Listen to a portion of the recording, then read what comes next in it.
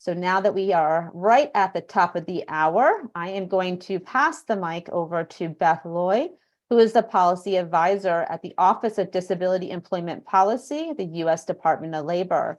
So I'm going to pass it over to you, Beth, to begin your presentation on intentional inclusion, creating workplaces where people with disabilities thrive. And Beth, if you want to start too with a quick intro of yourself, I think that'd be great before you begin. Sure. Well, first off, let me say good afternoon.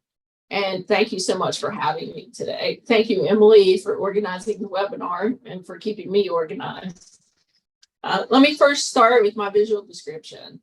I am a middle-aged white female wearing blue rimmed glasses. I have ash gray curly hair, and today I'm wearing a black turtleneck sweater. So I'm excited to be here today. I'm here to talk about intentional inclusion and creating workplaces where people with disabilities thrive. I serve as a policy advisor on the Employer and Workplace Policy team at the Office of Disability Employment Policy, known as ODEP, in the U.S. Department of Labor. I previously worked for the Job Accommodation Network, and I also worked for Amazon. Now I'm excited, really excited to be part of the team that examines the policy issues and the barriers facing employers as they seek to recruit, hire, retain, and advance people with disabilities. Our team is excited, and our team focuses on encouraging the adoption and implementation of policies and practices that meet the needs of both employers and people with disabilities. So let me first give a little bit of information on ODEP. Next slide. We're on slide 13. On slide 13, I talk a little bit about ODEP. ODEP is the only non-regulatory federal agency that promotes policies and coordinates with employers at all levels of government. And the overall goal is to increase workplace success for people with disabilities. ODEP is a sub-cabinet agency within the U.S. Department of Labor, and ODEP reports directly to the Secretary of Labor. Congress established ODEP in 2001 with the mission to develop and influence those policies and practices that I mentioned. The overall goal is to increase the number and quality of employment opportunities for people with disabilities. Next slide. On slide 14, you will see a presentation overview. Today, we're going to discuss some background related to inclusion. We're going to look at and understand self-identification and the difference between it and disclosure. We're going to look at how to foster a disability inclusive culture, which is the essential premise of this presentation. Then we're going to look at some results and some resources. And I'm really excited, so let's go ahead and dive in. Next slide. On slide 15, we're going to move on in and look at what inclusion is and the positive influences it has on how we work. Next slide. So on slide 16, what is in an inclusive environment? What do we mean by that? Well, an inclusive environment is one where a workplace ensures all employees feel supported and welcome, including those opportunities for growth, strengthening feedback loops for employee input, and cultivating what we call a psychologically safe environment. We're very enthusiastic at ODEP about how to support employers and their related activities to foster this economic development through inclusion. Next slide. On slide 17, we talk about what is disability inclusion. Well, disability for us is not a deficit, and it's not something we consider a list of impairments. It is a natural part of the human condition. It comes in many forms, both apparent and not apparent. Now, disability inclusion means that employees don't leave their disabled identities at the door. So instead, we are comfortable bringing our whole selves to work and using our diverse experiences and perspectives to develop those products and services that better resonate with clients and customers. So disability inclusion in employment means people with disabilities are integrated into every facet of work. And this underscores the importance of a comprehensive approach to creating those policies and generating inclusive employment opportunities. Next slide. So the last few years, this is what we talked about on slide 18. We've really been reinforcing the fact that advancing access and equity for people with disabilities or any historically underserved population means adapting to continual change, many of which were unforeseen when the Rehabilitation Act or even the Americans with Disabilities Act was passed. So what we know now is that the outcomes of a disability inclusive culture are pretty clear.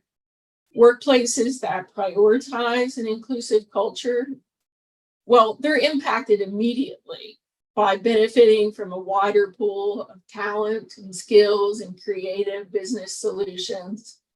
Also impacted immediately by achieving compliance with federal regulations quickly and promptly. And they're impacted by creating and sustaining diverse and inclusive workplaces where people want to self-identify as having a disability. At ODEP, we believe that disability is a critical component of diversity, and that changes to the workplace strategies that benefit people with disabilities will also benefit all job seekers. Next slide. Slide 19. So how do we measure success? We want to ensure that a strategy for inclusion includes collecting, setting, and iterating on metrics. And I know not everybody loves numbers. I happen to love numbers, but if I mention numbers in front of my wife, she's going to run in the other direction. But metrics are important for this type of program. First, one of the things that we can do that's pretty simple is an employee survey. Let's gather feedback on the inclusive experience. One quick example is a pulse survey. A pulse survey is a short set of questions that we can send to employees on a regular basis. And the goal of a pulse survey is to continuously gather that feedback and measure sentiment within an organization. For example, you could send a pulse survey to employees who are going through the accommodation process, and that's going to tell you valuable feedback on how to improve the employee experience of going through that process. A second way is to designate a group of individuals who will be held accountable. And I mean accountable for the implementation, for the evaluation, and for the ongoing monitoring of the overall inclusive experience. So one example would be adding inclusion metrics to performance reviews. For example, recruiters and hiring managers, they can be evaluated on the accommodation process, on the number of disabled employees hired, on the representation of disabled employees on interview panels, and also on the customer experience related to inclusion. Now, the third way that I have on this slide is to use the voluntary self-identification of disability form for record keeping and data analysis. Let's move on to slide 20 and let's explore this a little bit more. So in order to understand self-identification, we have to understand the difference between self-identification and disclosure.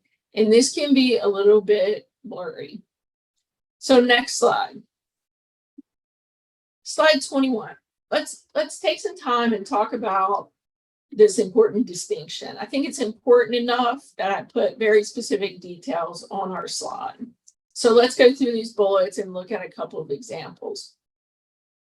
So disability disclosure, that's the process that someone goes through if they need an accommodation or if they're interested in informing their workplace of something.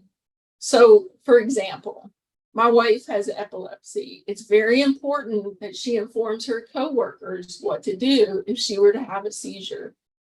She's not asking for an accommodation, but rather she's informing her coworkers that although this is very unlikely, it is a possibility. And here's a process on how they can respond. Now, asking for an accommodation is the primary reason that disabled employees or potential employees disclose a disability.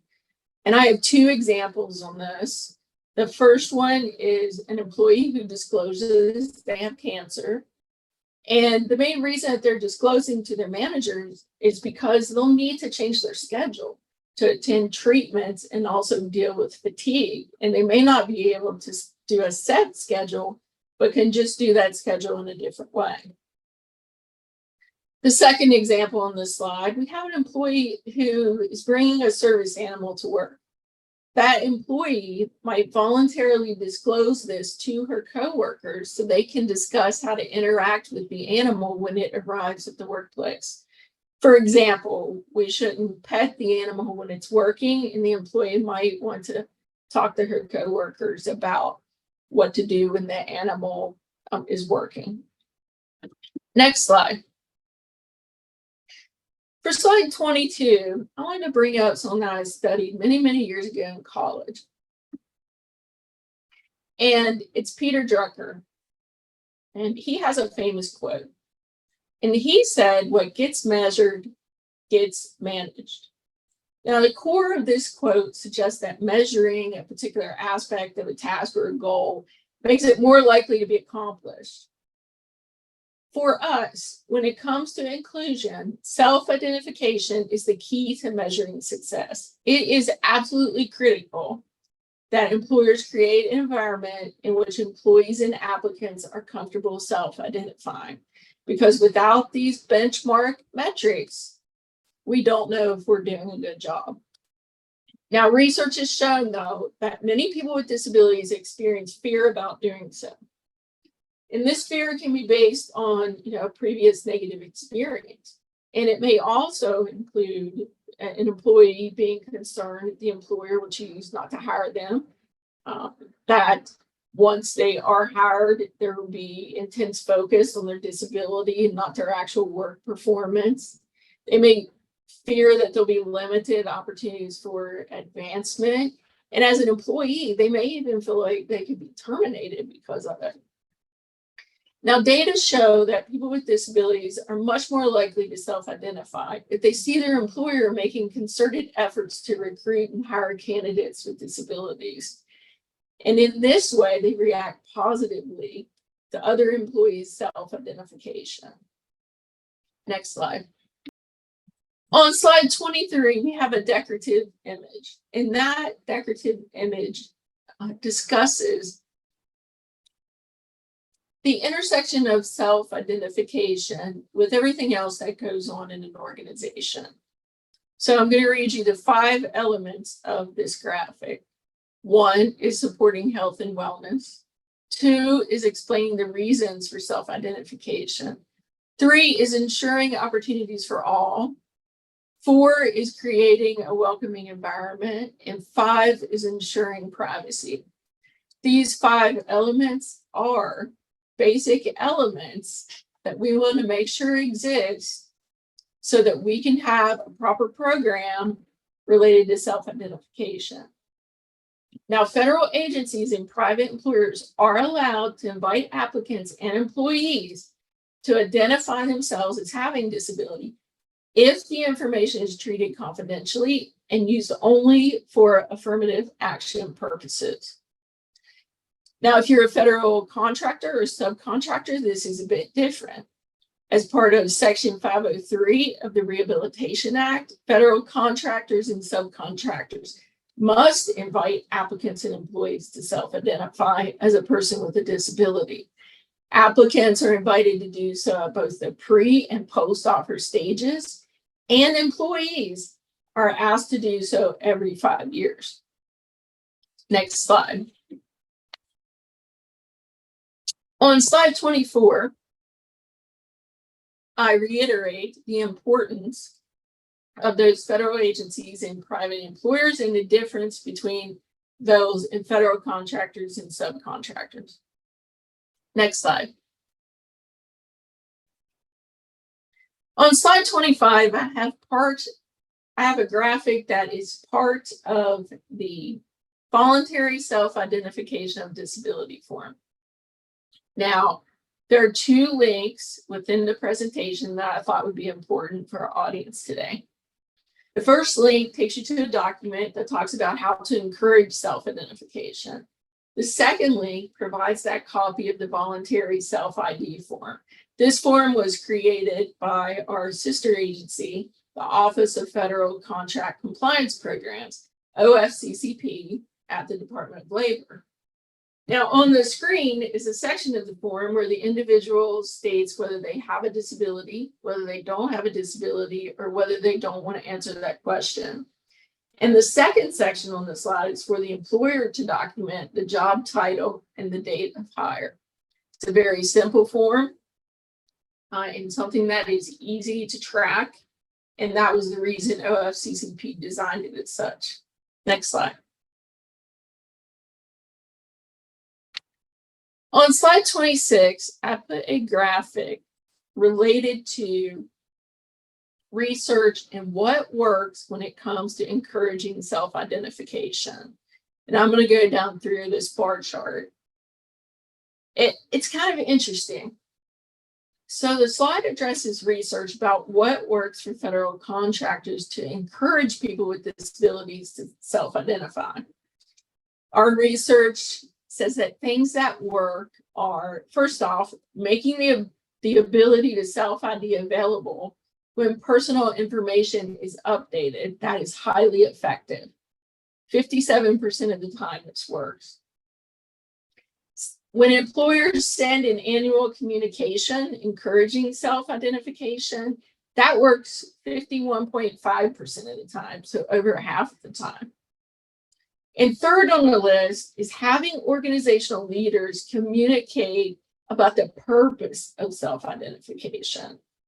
That works 40.5% of the time. Now, these are distantly followed by self-ID campaigns at 28%, spotlighting successful employees with disabilities at 18.5%, and making self-ID a part of open enrollment, which is 16%. So if you have limited resources, this research in this slide can help you to determine where to invest those resources to improve your self-identification rates. Next slide. So on slide 27, let's dive in and take a deeper dive into 5 top strategies for fostering a disability inclusive culture. Next slide. On slide 28, we begin with strategy 1. And strategy 1 is adding the A in accessibility. So what we're doing is we're moving from DEI to DEIA by making accessibility a priority. It's important to note that whole organization accessibility is the foundation of an inclusive, supportive workplace. So we need to make sure that we establish that first. Next slide. On slide 29, we address the how of adding the A to DEIA.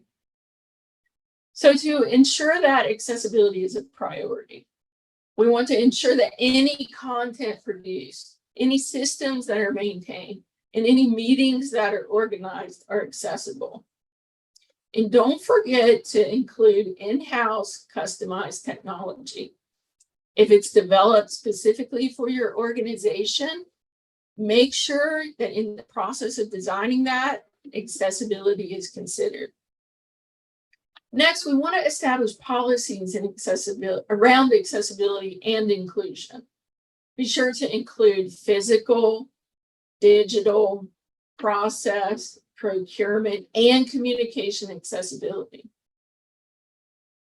Now let's lead efforts to ensure accessibility is integral to the employee life cycle. We need to make sure that accessibility covers recruiting, covers hiring, retention, and advancement. We also want to make sure that we address day-to-day accessibility needs. quickly and effectively. We want to make sure that individuals can request and receive assistive technology or accessibility updates. Be sure to take and eliminate friction from that process, make it a viable process and one that is constantly in evolution, to make sure that if things are changing in the environment, that process also changes. You want to fully resource the technology program. The key to this is driving innovation and accessibility in parallel. It is very important that any of your innovators align with your accessibility team and make sure that those two teams drive projects together simultaneously. And in order to do that, get buy-in from leadership that spurs funding and activity to make sure that these work streams are aligned and integrated. Next slide. On slide 30, let's talk about moving beyond policy implementation, since we just discussed that, and into the nitty-gritty of ensuring access. Next slide. On slide 31, we want to talk about the how of accessibility. This is a nitty-gritty, the part that is necessary, but isn't always the most beautiful. So what I mean by that, it's the things that go on behind the scenes. So we want to make sure that developing accessible websites and online application systems is a priority. You want to look for accessibility scholars, like pre-employment online testing that isn't accessible. We want to ensure physical spaces, public areas, and emergency plans are accessible. And we want to consider universal design when we're designing those areas. It's important, very important, that emergency plans are accessible to people with disabilities who are visiting and also people with disabilities who are working at a facility. Now, only using accessible locations for offsite work functions is essential. Be sure to consider accessibility in all work functions, including those offsite retreats, meetings, and events. Use this as an opportunity to set an example in your organization. Next, ensure that internal change management and public-facing initiatives are accessible. Deliver those proper communications to internal and external audiences in accessible format. If you're using PDFs to do that, make sure that those PDFs are programmed to be accessible. And the last bullet on our slide talks about using procurement checks to ensure that products and services are accessible. We want to engage our procurement officers to make sure that we're building in accessibility as part of their process when they procure technology or other products and services. Next slide. Slide 32. Now, no matter how much time and effort are devoted to developing disability inclusive policies and practices, these will absolutely not be effective if employees and applicants do not feel psychologically safe. So let's focus on employees here. Disabled employees must feel welcome, they must feel supported, and they must feel free to be their whole selves.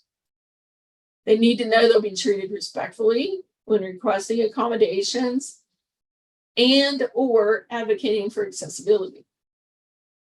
So psychological safety is a crucial piece of the foundation that we need on which to build an inclusive culture. Next slide. On slide 33, I talk about some ways that an organization can create a psychologically safe workplace for disabled employees. And I believe in each of these bullets, and I think they're important enough to spend a little time on. So first and foremost, in an organization, we should use preferred terminology. There are basically two types of language. that we consider when we're talking about disability. One is person first language. That's where we emphasize the person before the disability. For example, a person who is blind. Then there's identity first language, which puts the disability first in the description, where we might say disabled, or we might say this person is autistic. Now, person first or identity first language is equally appropriate depending on the personal preference. And that's what's important here. If you're creating a psychologically safe environment for disabled employees, when in doubt, ask the person which type of terminology they prefer, person first language or identity first language.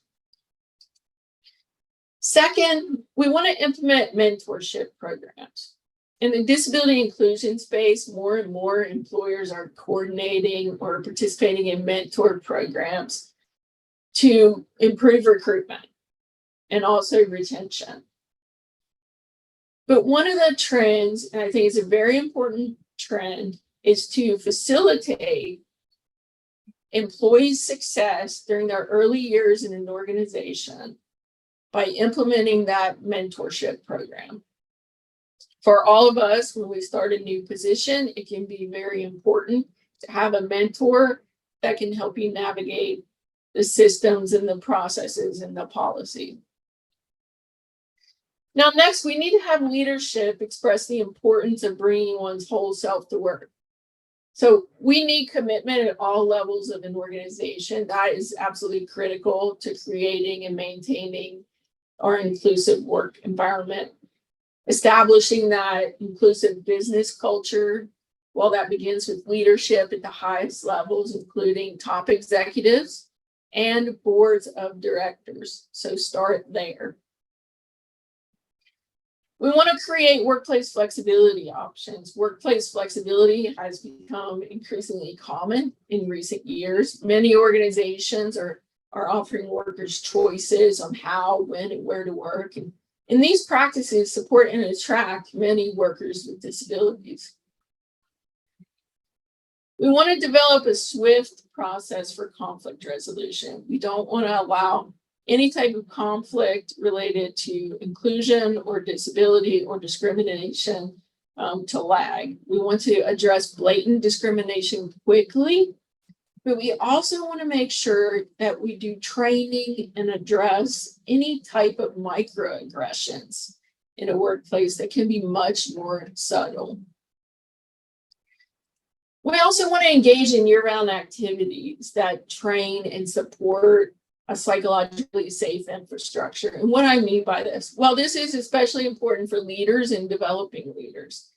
This type of training often includes practicing empathy, listening techniques, and also provides ways to give actionable feedback to employees. So that's very important. Next slide. Slide 34 talks about my strategy number 4. Now, strategy 4 is to implement disability employee resource groups. We know them as ERGs. Now, ERGs are an effective tool for advancing DEIA initiatives, including recruitment of diverse talent, such as people with disabilities. So ERGs help support organizational efforts, and they support those organizational efforts when it comes to recruiting, when it comes to hiring, when it comes to retaining, and when it comes to advancing diverse talent.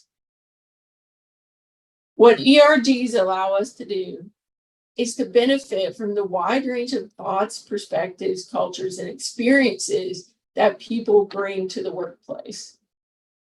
Next slide. So on slide 35, I talk about the how of ERGs. So where do we want to go with ERGs? So first, we need to secure executive sponsorship. And along with securing executive sponsorship is also securing a budget. Although employees typically initiate these groups, it's critical to gain top management support and to identify an executive sponsor. That support is critical for manager buy-in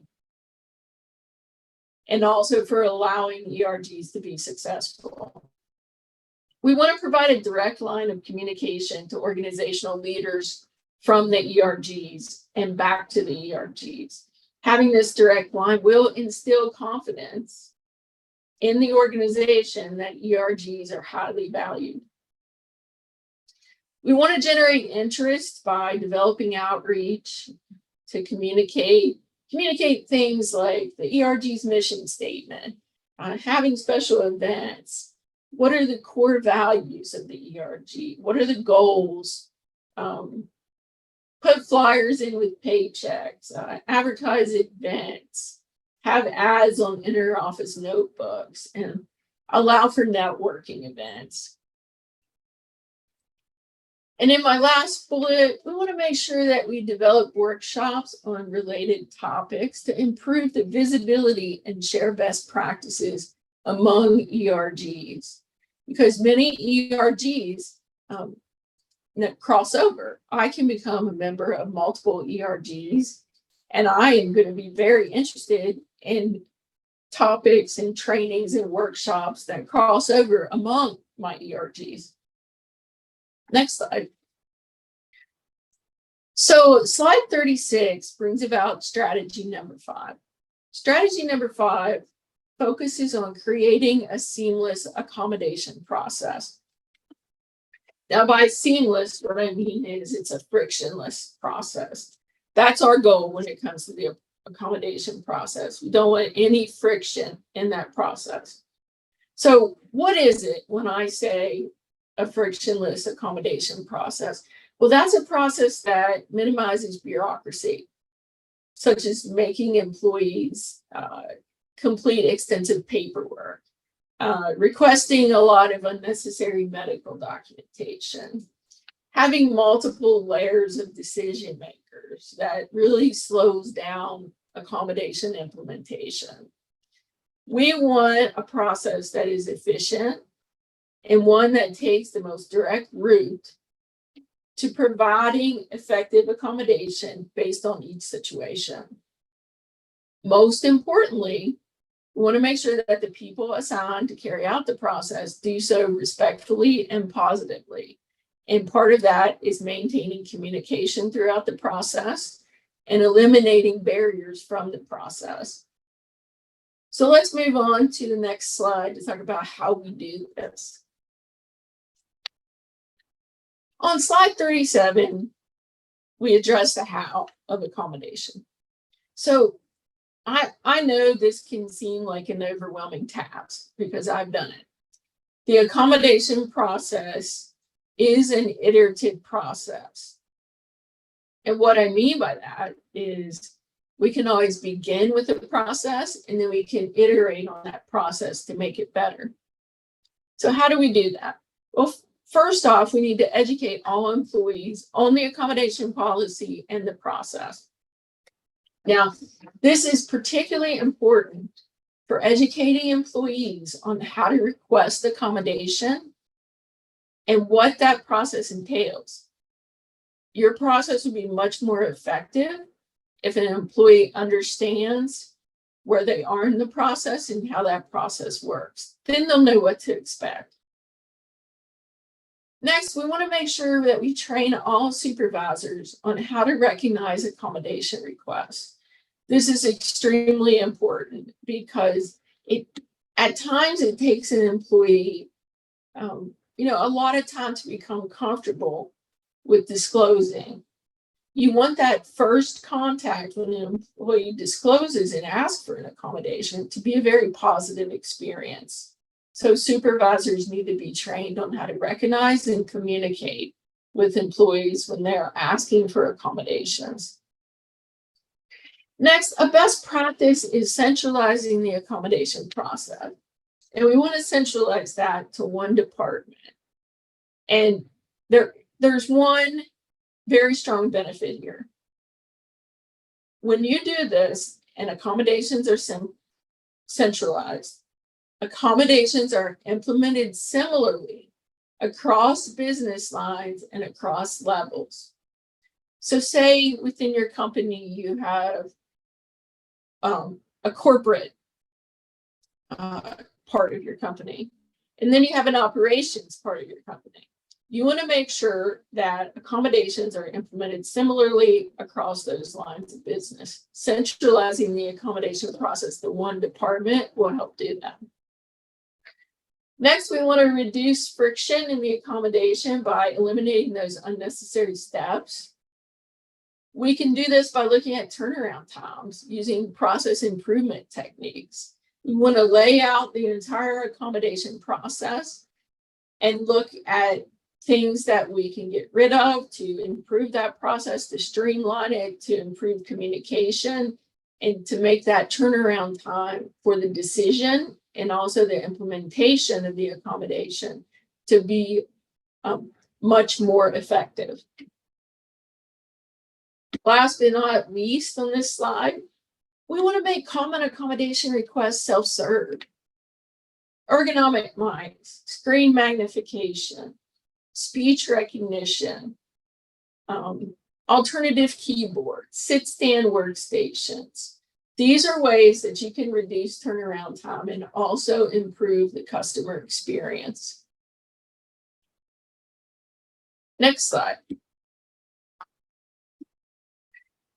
So now we're heading into slide 38. And now we want to get to the point where we want to talk about the results of implementing these strategies. Next slide. So slide 39, I have some statistics and some numbers on here. Remember, I said I like numbers, so I'm definitely going to include those in any presentation that I do. So I want to kind of level set here. 11% of US working age adults from 18 to 64 have a disability, according to the Census Bureau. Now, what this tells me is inclusion-based policies and practices, those are essential. There's no way around it. 11% is a huge number. Okay, so what happens if you're a company and you're doing inclusion, you're investing in it, what results are you going to see? Well, research says that companies that lead on critical disability inclusion criteria, they realize 1.6 times more revenue. I'll take that. 2.6 more times net income. I'll take that. And 2 times more economic profit than other participants. And I'll definitely take that. So creating inclusion-based policies and practices, there's no way around it. It's absolutely essential for current workplace strategy and any strategy that you're going to use for successive planning. Next slide. So this brings us, we're coming up here to the resource part of our presentation. On slide 40, we're going to move into the resources that are going to assist you in developing inclusive policies and practices. On slide 41, I have 3 resources that are ODEP projects and 1 resource that is a partner of ours. So first, we have the Employer Assistance and Resource Network on Disability Inclusion at askearn.org. EARN is one of the projects that our team at ODEP manages. EARN offers policy and research-based resources to hire, recruit, retain, and advance people with disabilities, the exact things that I'm talking about today. You can find them at askearn.org. Second is the Job Accommodation Network. JAN is the leading source of accommodation solutions and strategies. So if you're looking for anything related to the accommodation process, JAN is the place to go. Next, I listed PEAT. Well, JAN is at askjan.org. Next, I listed PEAT, the Partnership on Employment and Accessible Technology. can find it at peteworks.org. And Pete focuses on emerging technologies. So these are things like virtual reality, AI, those types of things. They focus on them and how to make them accessible. And our partner, the Equal Employment Opportunity Commission, of course, that's the agency that enforces federal laws that make it illegal to discriminate against people with disabilities. Not only are they an enforcement agency, but they offer an extensive amount of guidance on their website related to inclusion, affirmative action, and accommodation process. Next slide. So now we're on slide 42, and I think coming to the end, I see some questions in the chat, so I'm excited to get to those. With that, and coming to our last slide, Emily, would you like to dive into some of the questions? Absolutely. Thank you so much, Beth. That was awesome. We definitely have a lot of questions here, so I'll give you a moment to catch your breath and take a sip of water and let me get to these questions. So Now you can only ask me the easy ones. all right, let's see here. I'll start here with one. Can you please provide a brief overview on the difference between disability inclusive culture and disability social justice inclusion? Now, what did I say about asking me hard questions? I know. The difference between inclusive culture and social Justice inclusion. Geez. I'm gonna have to write an article on that, I think. I know. So I think what this comes from is inclusive culture has a more business focused strategy. The way that I look at social justice culture, it's much more of an activist type of culture. Do they overlap? Absolutely. I think if you looked on a Venn diagram, you would see that these two types of cultures definitely overlap. But I would say inclusive culture is more business focused and social justice culture is more activist related. Great. All right, we've got a question on support animals. What can an employer request when requesting to bring in a support dog? So first I will say this sometimes is situation dependent. So I would definitely refer to Jan for that, but I can give just a little bit, some tidbits related to that. When it's an employee or applicant bringing in a service animal, it would be the same medical documentation as it would be for any other accommodation request. So as far as the accommodation process goes, it wouldn't be any different. Now, there are some different strategies depending on the types of jobs, which is why I don't want to leave that out there as a blank statement. And I would say contact Jan, and that way you can have an in-depth discussion about the specific type of situation that you're having. Great. Okay. Another one here. What if after being hired, an employer says, quote, "You never told us about a disability on your application," multiple times? Well, I would say, again, this is another one of those, it depends on what else is going on, but that sounds to me as if it's a type of microaggression. And certainly if it is affecting your performance and making you feel uncomfortable and unsafe, that would be the time to take that to HR and make sure that it's remedied. Absolutely. All right, let's see here. Can state government invite employees to complete a voluntary self-disclosure form, since 7% requirement does not apply to state agencies? You can, as long as it is for affirmative action purposes.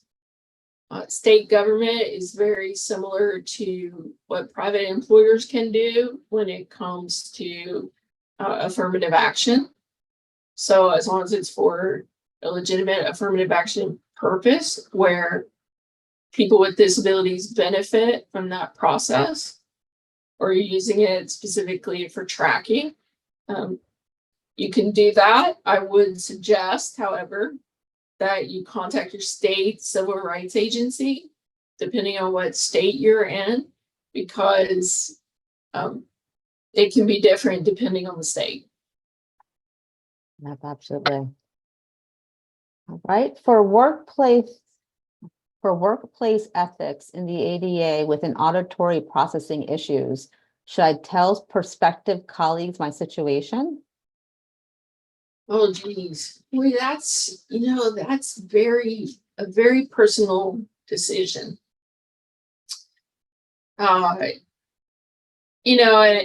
I can address that from my own perspective. There have been times in my career where I did not want to disclose my mental health condition, and other times where I felt very safe, and like it would only enhance my ability to work with my teammates. So I think it's just simply a very individualized decision.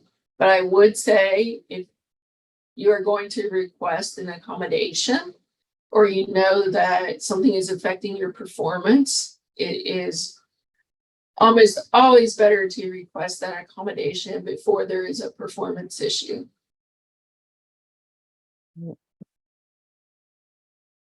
Are you able to share existing policies that we can use as a model in creating one specific?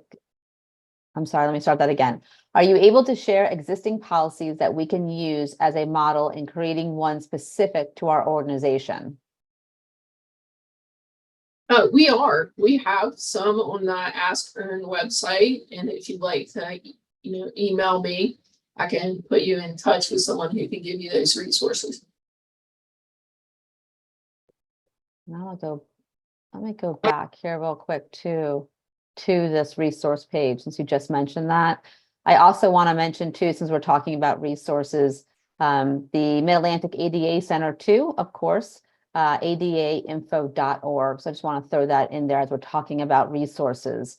And I know that, Beth, you provided some great resources here by ODEP, but again, we've got the Mid-Atlantic ADA Center as well at adainfo.org.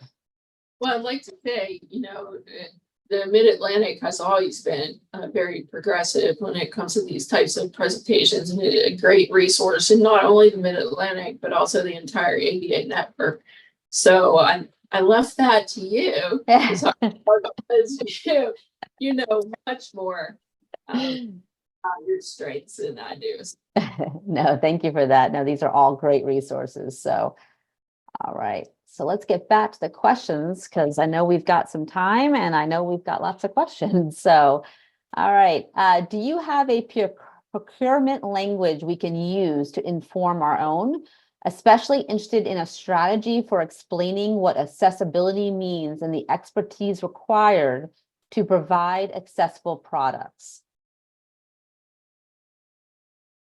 On the Ask Earn website, we do have information related to procurement. I am not sure if it is as detailed as what you would like, but I can provide those resources. I'm going to take a note here, Emily. Okay.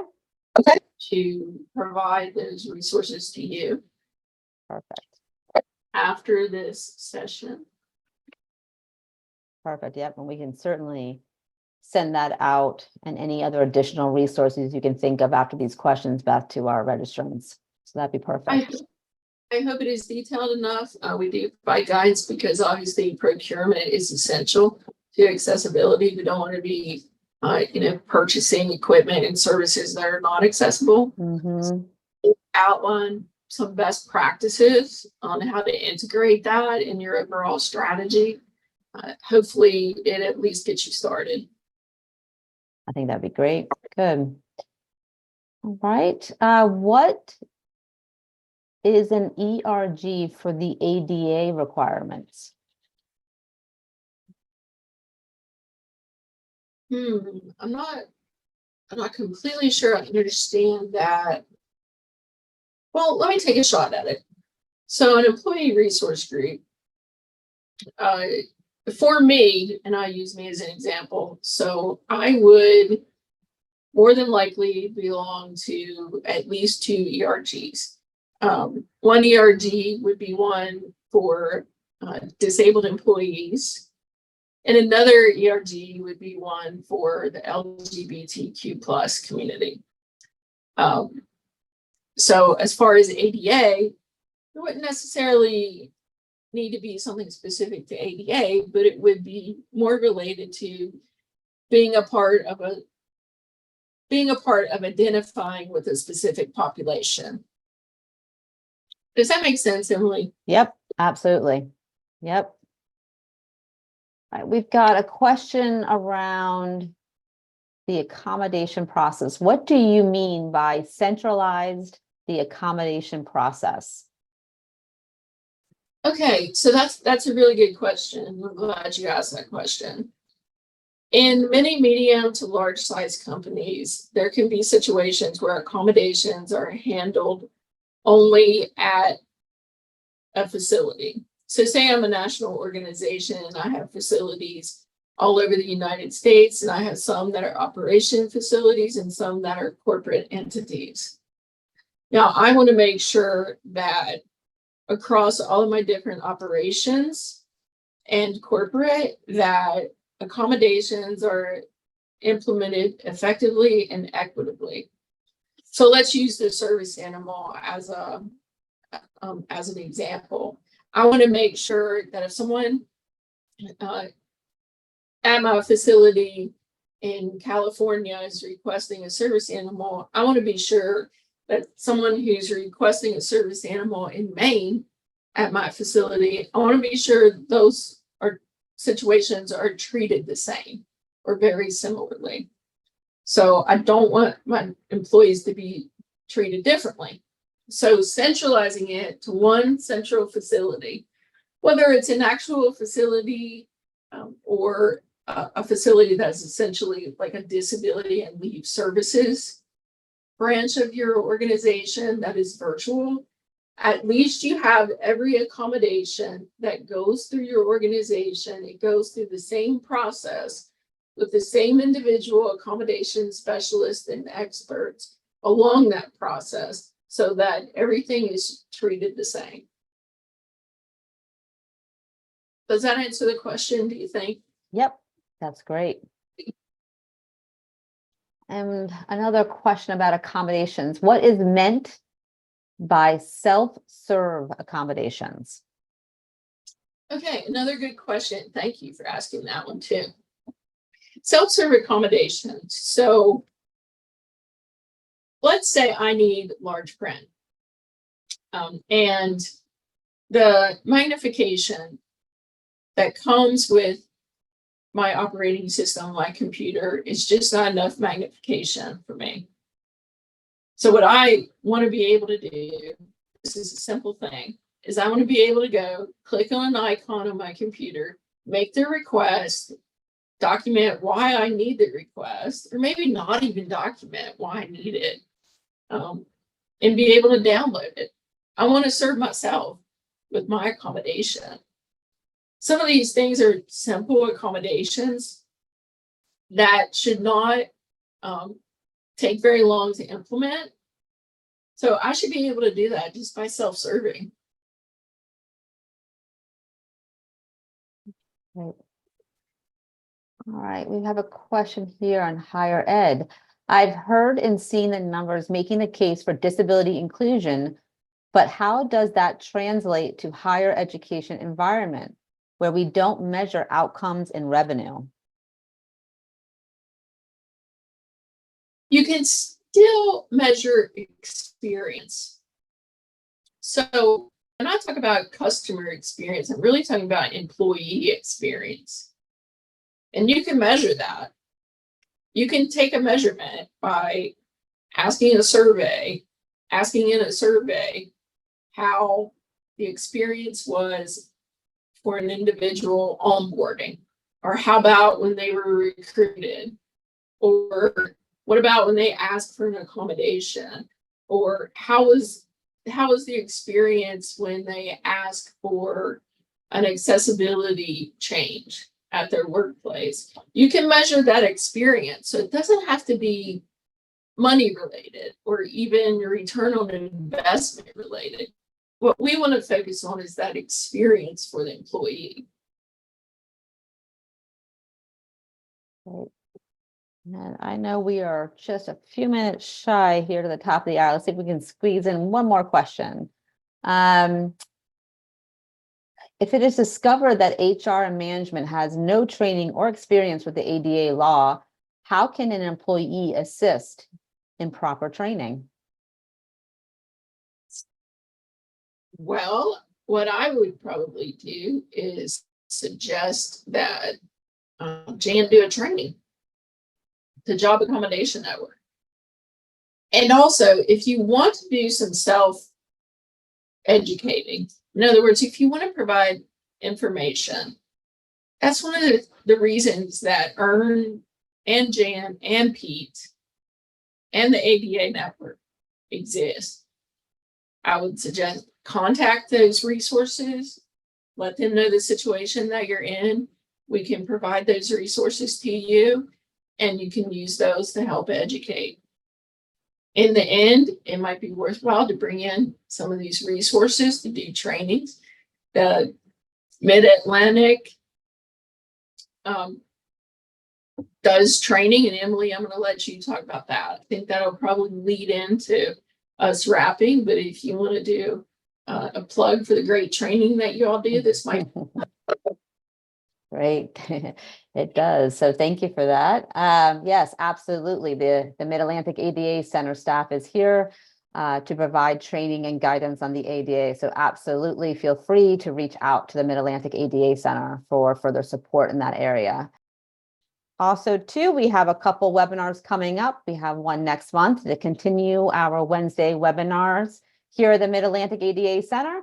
So on Wednesday, April 17th will be our next webinar. It is on common myths and mix-ups, accessibility standards. And if you have this PowerPoint handout, which are available on our website, adainfo.org, you'll be able to find that. You can click on that link there, common myths and mix-ups, to go to the information on our website about this next webinar and to register. And to be posted soon, we're going to be having a webinar on legal rights and the inclusion of K through 12 students with mental health and behavior-related disabilities. That's going to be presented by the Bazelon Center for Mental Health Law, and that's going to be on Wednesday, May 22nd from 2 to 3 p.m. Again, we'll have that posted on our website soon. So here we are right at the top of the hour. We did good, Beth. So thank you everyone for joining us. Thank you for your participation, for your engaging and sending in all those great questions. I know we did not get to all of them, but here at the Mid-Atlantic ADA Center, we'll try to get through those questions, and anything comes up that we cannot answer, or if they are questions directly related to Beth's presentation, we can get those over to Beth and see if we can't get you those answers. So again, if you have any questions for us here at the Mid-Atlantic ADA Center, feel free to reach out to us at our toll-free number or our local number 301-217-0124, or at email adainfo@transcend.org, and of course our website adainfo.org for more information and resources. So with that, we will end today's webinar, and thank you everyone for joining us.